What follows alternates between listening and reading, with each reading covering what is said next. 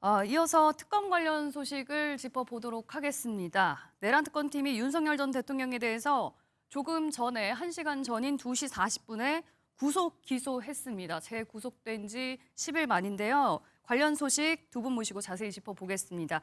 조현삼 민주당 정책위 부의장, 송영훈 전 국민의힘 대변인과 함께하겠습니다. 안녕하십니까?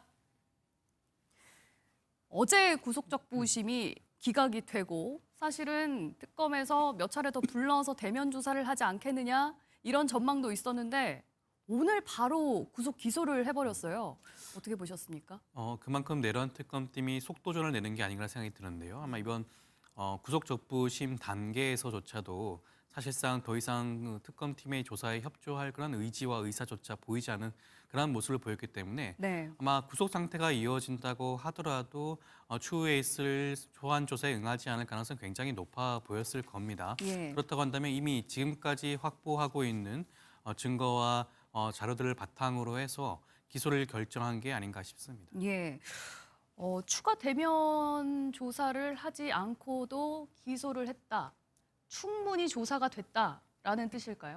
그만큼 충분히 입증할 수 있다고 특검은 자신하고 있는 것으로 보입니다. 그리고 여기에 더해서 사실 윤 전 대통령에 대한 추가 조사가 현실적으로 어렵다는 판단도 이면에는 작용한 것으로 보여요. 어차피 그러니까 안 나올 거라고 생각을 한 거군요. 그렇죠. 오늘 오전까지만 해도 특검이 과연 강제 구인을 계속 할 것이냐, 혹은 방문 조사를 할 것이냐, 아니면은 바로 기소하는 것으로 갈 것이냐. 이 선택지에 관해서 우리 언론이 여러 가지로 예상을 해오지 않았습니까? 그런데 네. 강제 구인이라고 하는 것은 말이 쉽지 피의자가 나오지 않겠다고 하면 굉장히 강한 강제력이 수반돼야 됩니다. 예. 그리고 방문 조사라고 하는 것도 공수처가 1월 19일에 구속영장을 받은 다음에 3번에 걸쳐서 강제 구인 및 방문 조사 시도를 했지만 모두 실패하지 않았습니까? 예. 그런 전례가 있기 때문에 특검으로서도 어차피 윤 전 대통령이 진술 거부권을 행사할 가능성도 다분히 예상되는 상황에서 네. 그렇다면은 그동안의 주변 인물들의 진술을 모은 것들 그리고 또 수집한 증거들을 바탕으로 기소해서 법원의 판단을 받아보겠다라고 예. 하는 쪽으로 입장을 최종 정리한 것이 아닌가 보여집니다. 예.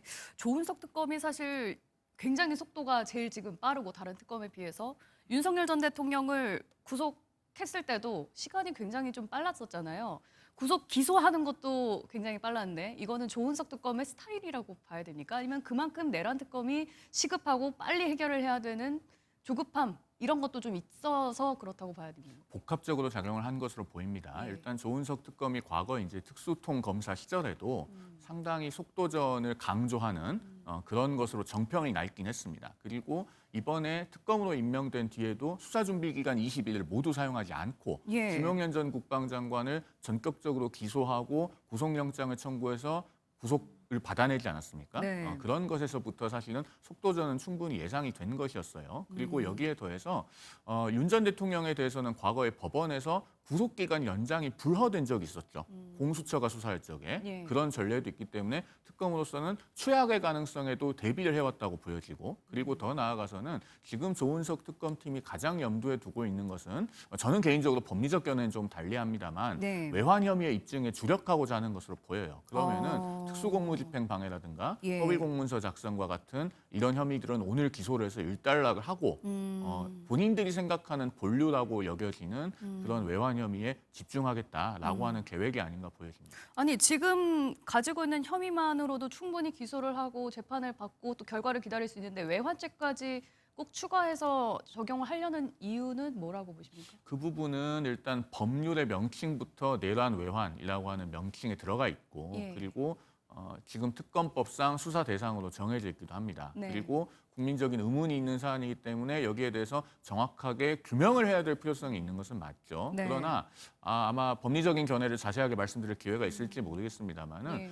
외환죄의 여러 혐의들 중에서 흔히 일컬어지는 외환 유치죄는 외국과의 통모가 필요합니다. 네네. 그런데 북한에 드론을 보내서 자극한다고 하는 것은 일단 통모를 전제하지 않은 것이잖아요. 그래서 최근에 논의되고 있는 것이 일반 이적죄인데 이 일반 이적죄는 대한민국의 군사상 이익을 해하거나 적국의 군사상 이익을 제공하면 성립하는 거예요. 네. 그만큼 군사상 이익이라고 하는 개념이 굉장히 모호합니다. 이것을 일반 이적죄를 적용하기로 마음만 먹자면 예. 과거에 이제 우리 최전방에서 GP를 불능화한 것 있지 않습니까? 감식 초소들. 북한은 GP를 완벽하게 파괴하지 않는데도 우리는 불능화했다는 의심이 있는 상황이에요. 그럼 이런 것들까지 다 일반 이적죄를 적용할 것이냐 네. 법리적으로 간단치 않은 문제가 있습니다. 물론 비상계엄을 위해서 드론을 보냈다라고 하는 것이 입증된다면 전혀 다른 문제가 되겠습니다만은 네. 그래서 법리적으로 또 까다로운 그 쟁점들이 남아 있기 때문에 특검도 좀 상당한 시간이 필요하다고 보는 것이 아닐까 이렇게 추론해 볼 수 있는 지점이 있죠. 예. 조 부위원장님께서 보시기에는 지금 말씀을 나눈 것처럼 구속영장을 청구할 때 이어서 이번에 구속 기소할 때도 마찬가지로 외환죄 혐의는 적용이 되지 않았거든요. 특검에서는 이 부분을 일단 재판에 넘긴 다음에 그때부터 찬찬히 좀 들여다보고 여죄가 있는지 좀 수사를 해보겠다. 이런 판단에서였을 거라고 보십니까? 그럴 수밖에 없는 게 특검팀 입장에서는 지금 출범한 지 한 달 남짓 만에 굉장히 빠른 속도를 내고 있는 건 사실이죠. 그렇지만 특수공무집행 방해죄라든가 다른 직권남용죄라든가 다른 죄와 달리 외환죄에 대해서는 검찰과 경찰 단계에서 수사의 진척도가 다소 늦었을 가능성이 충분히 있습니다. 다른 사건들의 경우에는 이미 검찰과 경찰 단계에서 일정 부분 증거와 자료를 확보했을 가능성도 있고요. 예. 참고인 조사가 이루어졌을 가능성도 있습니다. 이와 같이 여러 가지 증거와 자료가 있기 때문에 구속영장을 신청해서 발부받을 수 있었고요. 이번에 다시 한번 기각을 받아낼 수도 있었고 그리고 기소를 하기도 할 수가 있었던 측면을 살펴볼 수가 있겠죠. 예. 그렇기 때문에 앞으로 남은 시간 동안에는 앞서 말씀하신 것처럼 외환죄에 집중할 필요성이 있는 것이 지금까지 윤석열 전 대통령 측이 왜 이런 비상계엄과 내란 행위를 했는지에 대해서 완벽하게 소명되고 해명된 부분이 없는 부분도 분명히 있습니다. 네. 그리고 노상원 수첩에 적혀 있는 각종 그런 의혹들도 분명히 남아 있죠. 그 부분들을 확실히 따져보지 않는다고 한다면 이번 내란 행위에 대해서 그 전모가 밝혀지지 않는다고 할 수가 있겠습니다. 그런 차원에서 지금 조은석 특검팀 입장에서는 지금부터 아마 외환죄 부분에 대해서 집중해서 수사를 할 가능성이 있고 지금까지 해왔던 그런 속도를 살펴보게 되면 외환죄에 관련된 각종 수사 결과도 저는 뭐 굉장히 빠른 시일 내에 확인할 수 있지 않을까 싶기도 합니다. 예.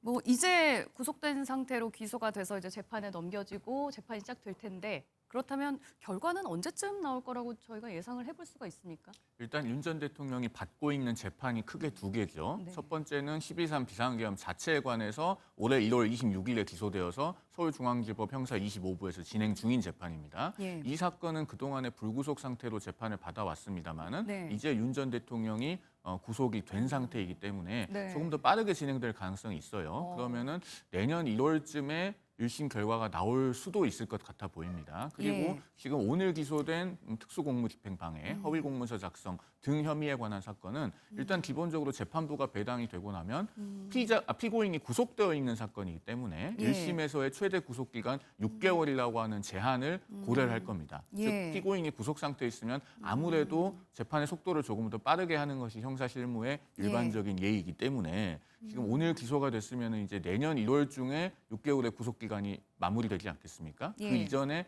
결론을 내기 위해서 법원이 여러 가지로 재판 일정을 고려하지 않을까 하고 예상해 볼 수 있겠습니다. 예. 조금 전 들어온 속보 좀 전해드리자면요. 민주당에서 이제 전당대회, 당대표를 뽑는 전당대회 첫 경선이 오늘 충청 지역에서 있었습니다.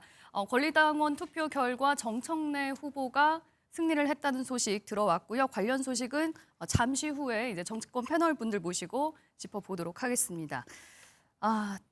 일단 이제 재판 결과가 6개월 안에 나올 수도 있다. 이렇게 정리를 해주셨고요. 윤석열 전 대통령이 이제 어제 구속 적부심을 신청했고 그 결국에는 기각이 됐습니다. 관련해서 준비된 영상 보시고 얘기 계속 이어가겠습니다.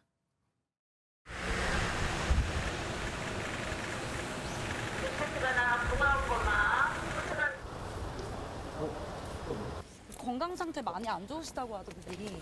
구속 절차적 하자 있다는 거 어떻게 소명하실 예정이세요? 건강 안 좋은 부분은 자료를 제출하시나요? 아마 그렇게 될 겁니다. 네. 그리고 앞으로 모스크한 불출석 접견도 그럼 가능했었던 건가요? 건강 상태가? 저희가 추후에. 아니 따로 백불 안 아니요, 하실 거예요? 따로 백불은 안 하고요. 추후에 필요한 경우에는 저희가 서면으로 기자단 전체에 공지하겠습니다. 직접 네. 몇 분 발언했는지 아니요, 지금 저희가 말씀드리는 거 부적절할 것 같고요. 건강 문제 아유, 어떻게 지금 소명하셨는지 한 말씀만 진짜 부탁드릴게요. 한 말씀만 부탁드립니다. 네, 그동안 내란 재판도 못 받겠다, 특검 수사도 못 받겠다, 지금 건강도 안 좋다 이런저런 이유로 계속 거부를 해오다가 어제 구속적부심 심사에는 1시간이나 일찍 도착해서 들어갔거든요. 30분이나 직접 본인의 건강 상태를 설명했다고도 전해지고 이 부분은 앞으로 재판에 있어서 재판부가 어떤 식으로 좀 판단을 할 여지가 있을까요? 일단 구속적부심 재판부에는 직접적인 영향을 미쳤을 겁니다. 예. 일단 건강상 이유를 근거로 해서 소환 조사에 응하지 않았었죠. 네. 그리고 이번 심사 과정에서는 직접 말씀하신 대로 1시간 일찍 재판정에 도착을 하고 30분 동안 직접 진술을 했다고 합니다. 예. 보통 저희가 형사 사건을 진행을 하면서 건강상의 이유로 구속적부심의 인용 결정을 받기 위해서는 그 부분에 대해서 구체적인 소견서라든가 진단서 같은 자료와 함께 해당 피의자에게 건강상의 이유를 그런 모습을 재판장에 적극적으로 어필할 수 있게 조언을 하곤 하거든요. 예. 그런데 과연 왜 이러한 모습을 보였을까? 저는 이것이 윤석열 전 대통령의 의중인지 아니면 변호인단의 선택인지는 모르겠으나 이렇게 적극적으로 본인의 그런 건강상 이유를 소명하는 것은 재판장 입장으로 하여금 과연 구속을 풀어줄 인용할 필요성이 있는 것인가에 대한 근원적인 의문을 가질 수밖에 없습니다. 예. 건강상의 이유가 아니라 다른 뭐 증거인멸의 우려가 없다라든가 그러한 주장이 아니라고 한다면 건강상 이유를 주장으로 하는 이번 구속적부심사 과정 살펴보게 되면 제대로 된 그런 전략 없이 접근한 것이 또 하나의 그런 뭐 인용이 되지 않은 이유 중에 하나가 아닌가 또 생각이 듭니다. 예. 윤석열 전 대통령으로서는 이미 한번 구속이 됐고 또 구속 적부심은 기각이 됐고 이런 상황에서 어떻게 보면 두 번의 판단을 받게 된 상황이 아닌가. 이렇게 되면 앞으로 이제 받을 재판에 있어서 이 부분을 좀 예상을 어느 정도 저희가 해볼 수 있을까요? 일단 윤 전 대통령은요, 앞으로도 본인이 사용할 수 있는 수단은 다 구사해 볼 겁니다. 이것은 왜 우리가 추론이 가능하냐면 과거 1월에 체포영장에 대한 이의신청이라고 하는 것을 한 적이 있죠. 예. 그런데 우리 형사소송법상 체포영장에 대해서 피의자 쪽에서 이의신청할 수 있는 제도 자체가 없습니다. 그런데 그런 제도를 마치 만들어내다시피 하면서까지 이의신청을 했고 기각이 됐지만 어쨌든 법원의 판단을 받아내기까지 했거든요. 예. 그런 전례에 비춰볼 때 앞으로 윤석열 전 대통령은 구속적부심이 기각되었음에도 불구하고 예. 보석허가 청구를 한다든가 또 건강상의 이유를 들어서 구속 집행정지를 신청한다든가 이런 시도를 할 개연성도 충분히 있어 아, 보입니다. 그런가요? 여기서 끝이 아니에요? 앞으로 그런 시도를 할 수 있다는 것이 지금 제가 말씀드리는 겁니다. 그러나 아. 그것을 법원이 받아들여 줄 것인지는 전혀 별개의 문제죠. 그러니까 적부심이 기각이 됐더라도 구속 집행정지라든지 뭐 다른 거에 대해서는 또 충분히 신청을 또 할 수 있는 쓸 수 상황인 있는 거라는 수단을 앞으로 다 써보려고 할 것이다. 그것이 여태까지 윤 전 대통령이 보여온 법적 대응의 일관된 패턴이다.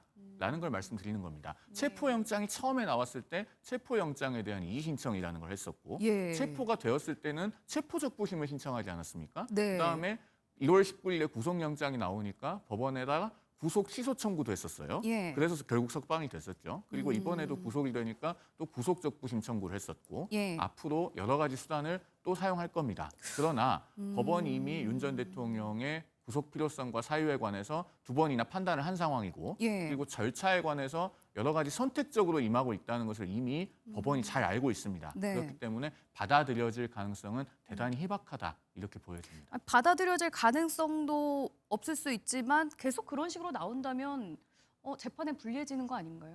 본인은 이미 양형은 의미가 없다고 생각하고 있을 수도 있어요. 왜냐하면 내란 우두머리 혐의는 법정형이 사형, 무기징역, 무기금고밖에 없습니다. 그러면은 무기징역은 이제 유기징역으로 감경을 하더라도 형법상 징역 10년에서 50년입니다. 네. 그러면은 그 범주 내에서 어떠한 형이 선고되었을 때 그것이 그 범위 내에서는 일정하게 줄어든다고 한들 본인에게 큰 의미가 없다. 예. 이렇게 판단을 한다면은 결국에는 사건을 정치화해서 정치적으로 장외에 본인의 지지 세력이 남아 있는 것이 더 유리하다라고 판단하고 있을 개연성이 있습니다.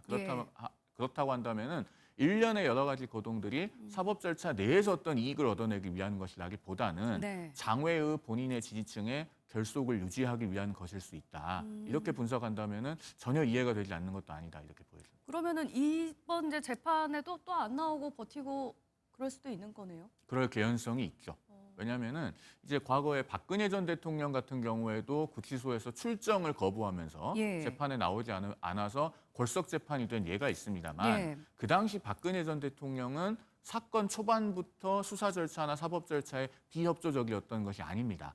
다만 구속 상태에서 일주일에 4번씩 공판결이 진행되니까 네. 그런 절차적인 부분이 방어권 행사에 있어서 지나치게 가혹한 측면도 없지 않아 있었고 그런 것들이 결국 박근혜 전 대통령의 출정 거부까지 연결이 된 측면이 있는데 네. 지금 윤 전 대통령은 그렇지가 않거든요. 그리고 수사 절차와 사법 절차에 거의 초반부터 비협조적인 태도로 일관하고 있습니다. 그런 점에서 앞으로도 그러한 태도가 반복될 개연성은 상당히 있어 보인다라고 예. 말씀드릴 수 있겠습니다. 네. 혹시 어떻게 같은 생각이신가요?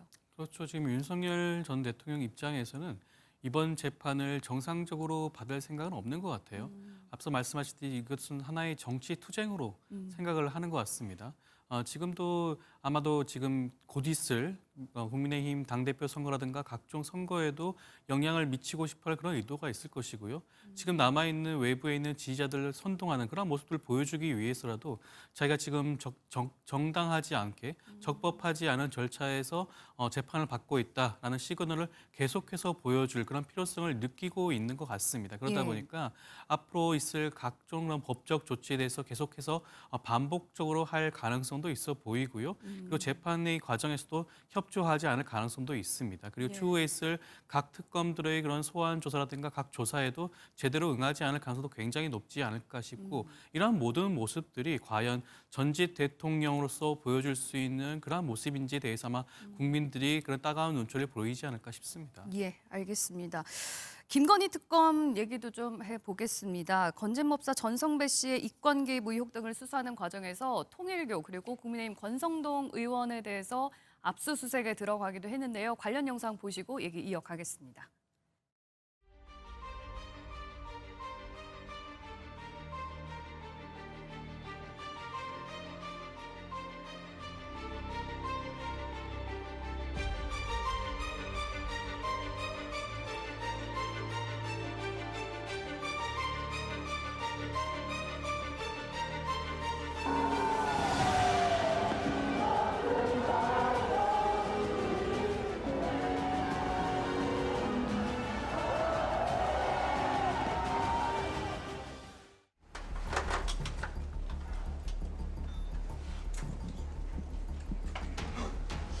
저희가 들어가서 얘기만 할 수 있게 저희가 그냥은 착수는 안 하겠습니다. 저도 당연히 저만의 원칙이 있으니까요. 변호인 입회 기다리는 게 위법입니까? 아니 그렇게 따지면 저희도 그냥 들어갈 수 있지 막으시는 건 저 위법입니다. 법사나 통일교 관계자와의 금품 수수의 사실에 대해서 전혀 아는 바가 없고 관여하거나 개입한 바가 없습니다. 뭐 압색한다는 얘기가 있어가지고 필요하면 해야죠. 필요하면 네. 진실을 밝히기 위해 가지고 필요하면 해야 되고 또 협조해드리고 참고인지 저기 한다니까요. 권성동 의원님 하고 지역 일단 김건희 특검은 국민의힘은 권성동 의원에 대해서 압수수색에 들어가고 또 순직 해병 특검에서는 임성근 전 사단장 구명 로비 의혹과 관련해서 국민의힘의 이철규 의원 사무실을 또 압수수색했거든요. 특검의 수사망이 지금 좀 국민의힘 의원들 사이로 확대되는 모습입니다. 국민의힘에서 우려했던 상황이고 실제로 지금 그렇게 진행되고 있는데 어떻게 보고 계십니까? 당연히 국민의힘 국회의원들의 입장에서는 마음이 편할 수는 없는 일이죠. 동료 국회의원들이 압수수색을 당하고 있는데 그것을 뭐 잘 됐다고 박수 칠 사람은 없다고 생각이 됩니다. 다만 이 압수수색이 조금 과잉한 측면이 있어 보이더라도 그것을 이제 해당 국회의원들이나 동료 국회의원들이 국민들 앞에서 지금 우리가 억울하다라고 말할 수 있는 계제인가? 이것은 대단히 신중할 필요가 있다라는 말씀을 드리지 않을 수가 없습니다. 국민의힘 의원들이 이거 너무한 거 아니냐, 정치 탄압인 거 아니냐라고 하는 그 목소리는 좀 자제할 필요가 있다라는 그렇죠. 말씀이세요? 설령 그렇게 생각이 들더라도 지금 국민들 앞에서 그 말씀을 드릴 수 있는 계제는 아니라는 것입니다. 왜냐하면 더욱이 오늘이 지금 그 순직한 고 최수근 상병의 이주기 아니겠습니까? 그러면은 국가를 위해서 의무를 다하기 위해서 명령에 따르다가 순직한 군인의 억울함, 그리고 그 유가족의 슬픔 이런 것들은 다 채 해소가 되지 않았고 그 수사하는 과정에서 외압이 있었다는 의혹이 있었는데 그게 제대로 규명되지 않은 채로 그 사건은 거의 만 2년이 다 되어갑니다. 그러면은 그 군인의 억울함 그리고 유족의 억울함이 국회의원의 억울함보다 훨씬 더 큰 것이지 않겠습니까? 예. 그러면은 국민의 대표인 국회의원들로서는 그것이 본인의 일이 되었든 동료 국회의원의 일이 되었든 국회의원의 억울함을 앞세울 때는 아닌 것이죠. 예. 그렇다면 일단 권성동 의원 같은 경우에는 이제 김건희 특검에서 압수수색을 하고 좀 들여다보고 있는데 어떤 연관성이 있다고 지금 의심을 하고 있는 건가요? 특검에서는? 이번 압수수색 영장에는 권성동 의원의 경우에는 권성동 의원이 피의자로 적시가 되었다고 합니다. 예. 정치자금법 위반 혐의라고 하는데요. 그렇다고 한다면 아마 통일교와 권성동 의원 간에 금전적인 오구감이 있었다는 것을 아마 일정 부분 확인을 한 것이 아닌가라는 생각이 듭니다. 영장이 발부되기 위해서라면 최소한의 그런 소명 절차가 있어야 되는데 아마 그런 부분들에 대해서는 자료가 확보가 되었기에 아마 법원에서 영장이 발부가 된 것으로 보여지고요. 지금까지 나와 있는 각종 언론 보도를 살펴보게 되면 예. 권성동 의원과 통일교 간의 관계에 대해서 굉장히 큰 의혹과 의구심이 있는 부분 분명히 있습니다. 네. 윤모 통일교 세계 본부장의 경우에는 예. 권성동 의원을 당내 선거에서 당선시키기 위해서 그 당시 건진법사죠 전성배 씨와 문자를 주고받았다라든가 그런 내용들도 이미 공개가 된 상황이기도 하고 네. 그 윤모 전 본부장이 주최한 행사에 권성동 의원이 직접 가서 행사에 축사를 한 경우도 있지 않겠습니까? 예. 그리고 또 일각 보도에 따르면 대선 기간 중에 윤석열 전 대통령으로 하여금 마이크 펜스 전 부통령, 미국 부통령을 만나게 하는 그러한 자리를 주도했다. 라는 그런 보도까지 있습니다. 여러 가지 예. 살펴보게 되면 이러한 모든 보도는 아마 특검팀의 수사 진행 상황과 관련된 보도로 보여지는 것이고요. 예. 이와 같은 여러 가지 정황들을 바탕으로 해서 특검팀이 권성동 의원에 대한 혐의를 조금 더 구체화시키고 있는 과정이 아닌가 싶습니다. 의원실을 압수수색할 정도면 어느 정도 입증할 만한 증거들을 충분히 확보한 상황인 거다. 이런 말씀이시고 그런데 지금까지 나온 바로는 그 말씀하신 통일교 측의 윤모 씨라든지 건진법사 전 씨가 나눈 문자 내용, 대화 내용 요 정도가 이제 한 언론에 의해서 이제 공개가 됐는데 이게 윤석열 전 대통령이라든지 김건희 여사라든지 등도 알고 있었느냐 이 부분을 이제 밝혀내야 되지 않겠습니까? 그 부분에 대한 추가적인 수사가 진행이 되겠죠. 그리고 지금 나와 있는 각종 의혹이라든가 보도 등을 살펴보게 되면 그것이 지금 특검팀이 가지고 있는 전체 자료는 아닐 겁니다. 일반적으로 수사 진행 중에 있는 사안에 대해서는 굉장히 보안을 철저히 하지 않겠습니까? 아마 이번 압수수색 영장을 발부받는 과정에서도 예. 신청서항에는 최소한의 내용만 담아 있을 겁니다. 왜냐하면 그 압수수색 영장을 피의자 측도 확인을 할 수가 있는 부분이 있기 때문에 자칫 잘못하면 지금 특검팀의 수사 진행 상황을 노출할 수가 있는 그런 위험성도 있거든요. 그렇다고 한다면 아마 특검팀 내부에서는 일부분 혐의를 입증할 정도의 수준의 자료가 확보된 것이 아닌가라는 생각을 할 수도 있는 것이고 예. 추가적인 조사를 통해서 그 부분들을 더욱더 구체화시키고 보완시킬 수도 있지 않을까 싶습니다. 예. 이렇게 지금 국민의힘 의원들을 향해서 특검이 막 압수수색하고 밀어붙이고 있는 이런 상황에서 이제 국민의힘 의원들의 반발이 계속 커지고 있습니다. 관련해서 영상 보고 얘기 이어가겠습니다. 좀 막아주셔야지 이런 것들을 이렇게 막 잠깐만. 오잡으로 국회 경내에서의 압수수색에 대해서 무책임한 영장을 청구하고 또 남발하는 수사기관과 사법부에 대해서 신중하고 자제를 해야 된다는 요청을 국회의장께 했습니다. 예, 이제 순직해병 특검 같은 경우에는 이철규 의원에 대해서 또 어느 정도 그 구명 로비 의혹에서 연결고리가 되지 않았느냐 이제 이 부분을 의심하고 있는데 권성동 의원도 그렇고 이철규 의원도 그렇고 다 국민의힘 내에서도 사실 친윤 실세였거든요. 공교롭게도 또 이분들이 이번 특검에서 압수수색을 받고 또 강제 수사를 받고 이런 상황들은 좀 어떻게 보고 계시나요?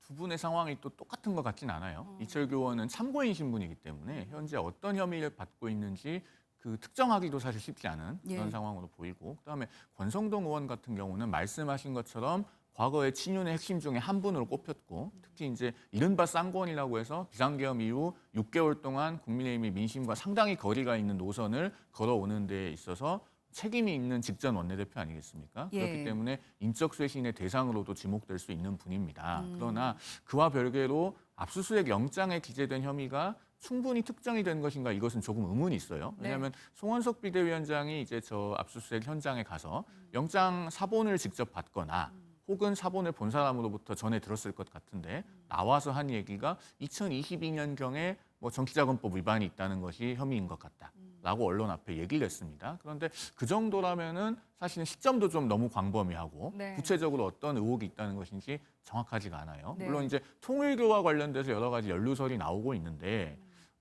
특정 종교를 전당대회에 끌어들이려고 했다면 그것은 정치적으로는 대단히 부적절한 것이 맞는데 그러나 그 자체로 또 범죄가 되는 건 아닙니다. 그렇기 때문에 특검이 어떤 부분에 있어서 구체적인 혐의를 두고 있는가 이것은 조금 더 특정이 되어져야 우리가 공론장에서 세부적으로 논의할 수 있는 영역이 될 것 같다라는 말씀을 드립니다. 예. 그러면 특검에서는 수사를 하다 보니까 관련자가 친윤들이었던 거지 꼭 친윤이라고 해서 콕 집어서 그분들을 좀 집중적으로 들여다보고 수사를 하고 이런 거는 아니라고 보시나요? 수사 과정에서 인지된 사건이 이제 특검법상 수사할 수 있는 인지 사건에 해당하기 때문에요. 특검이 나름대로 수사 과정에서 새로운 파생 사건들을 인지하는 그런 인지 절차는 나름대로 거치고 뭐 수사 보고서라든가 그렇게 형식은 갖추었을 걸로 보입니다. 다만 국민의힘 입장에서는 이제 압수수색이나 여러 가지 수사 대상이 되는 의원들이 1명, 2명씩 늘어나고 있기 때문에 과거에 우원식 국회의장이 작년 6월 28일에 민주당 신영대 의원에 대한 국회의원회관 의원실 압수수색이 시작됐을 때 그때 했던 공언을 환기하고자 할 겁니다. 그게 앞서 저희가 본 코멘트에 해당하는 것 같아요. 그러니까 당시 우원식 의장은 행정부 기관이 국회 내에서 강제력을 동원하는 방식은 삼권 분립을 존중하는 헌법 정신에 따라서 자제되어야 한다라고 했었던 적이 있습니다. 그리고 의원실 압수수색에 대한 국회 측의 승인이 상당히 늦어지기도 했고요. 그런 전례가 있기 때문에 이 국회의원에 대한 강제 수사 또 앞으로 이제 혹시 있을 수 있다면은 뭐 체포 동의안이 올라온다든가 이런 부분에 있어서 어떤 좀 일관된 기준이 정립될 필요가 있다라는 점은 분명해 보입니다. 예, 체포 동의안 말씀을 해주셨는데 정말 특검의 이 강제 수사가 의원들을 향해서 어디까지 흘러갈지 압수수색에서 그칠지 아니면 소환 조사를 할지 체포 영장까지 또 내릴지 이 부분이 또 관건인데 만약에 체포 동의안이 넘어온다면 민주당에서는 이거 통과시키겠다 약간 이런 분위기인 거죠? 일단 압수수색 영장이 발부가 되고 집행이 된 상황이기 때문에 저는 뭐 체포 영장까지도 충분히 갈 수 있는 상황이지 않을까 싶습니다. 뭐 일부 의원들의 경우에는 참고인 신분이긴 하지만 일단 시작점에서는 참고인 신분이라고 하더라도 피의자로 전환되는 경우도 굉장히 많거든요. 그렇다고 한다면 피의자로 전환된 의원들의 경우에는 체포영장이 신청이 될 가능성이 있다. 그렇다고 한다면 과연 국회에서는 어떠한 입장을 견지해야 될 것인가. 지금의 사건은 내란 특검 때문에 각 특검팀에서 진행을 하고 있는 사건입니다. 특검팀이 관련 내용들을 충분히 살펴보고 체포의 필요성이 있기 때문에 영장을 신청한 것으로 보여지는 것이고요.